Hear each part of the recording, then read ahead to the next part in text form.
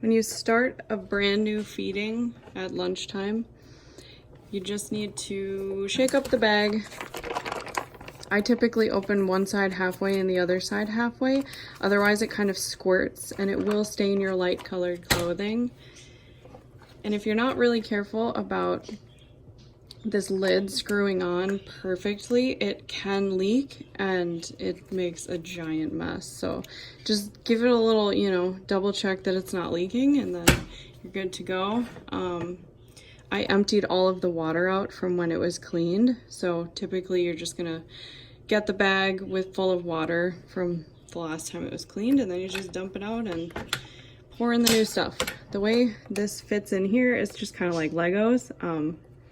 You just sort of wrap the squishy part around the knob and then close the door.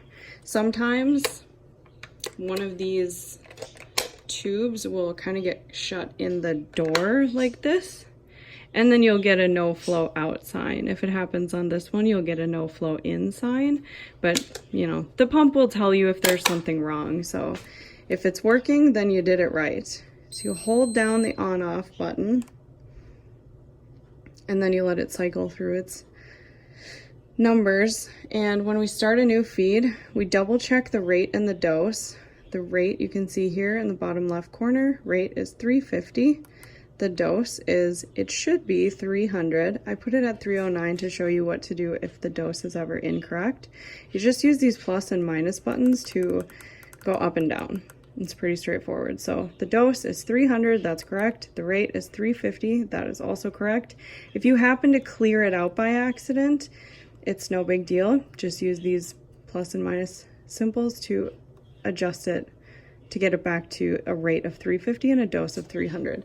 So when we start a brand new feeding, after I turn it on, you have to every single time clear out the volume total. So we're gonna click volume total and you'll see there is the volume total. This means from the previous dose, this is how many mLs was administered. So typically it's gonna say 300 from the last feeding, but right now it's just from cleaning, so it's very low. So after we clicked volume total, we click clear.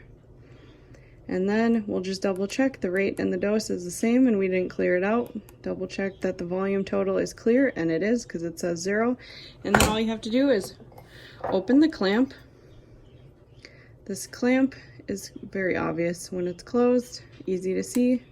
Open up the clamp and then hit run pause. And you can see the formula coming down the line.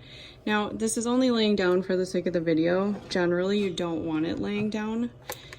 You're gonna need to put it in the feeding pump backpack. And it is important how it's positioned, because otherwise you'll get air bubbles. If it falls on its side, it'll just kind of suck a giant air bubble, and that's how it goes in there. Just clamp it, clip it up here, stuff the bag back there, pump is in the front. You can also put it that way. It kind of helps if you're having a lot of trouble with these tubes, like getting clogged. You can put it on its side too. Otherwise it just goes like this. If you want to deal with the excess tubing, like it's going to be all over his wheelchair, just kind of wrap it around your hand and then just sort of shove it in the bag and close it. You can do it that way, then it's minimizing the amount of tubing all over the place. Or if it's easier and more convenient, you can also use this little thing up here. It works okay. It doesn't work quite as well as just shoving it in the bag, but it's an option if you want to do that. Just wrap it and you can just put it in here. So that's fine too, whatever works. That's pretty much all. Then you just let the feeding run until it's done. You turn it, you clean it, turn it off. That's about it.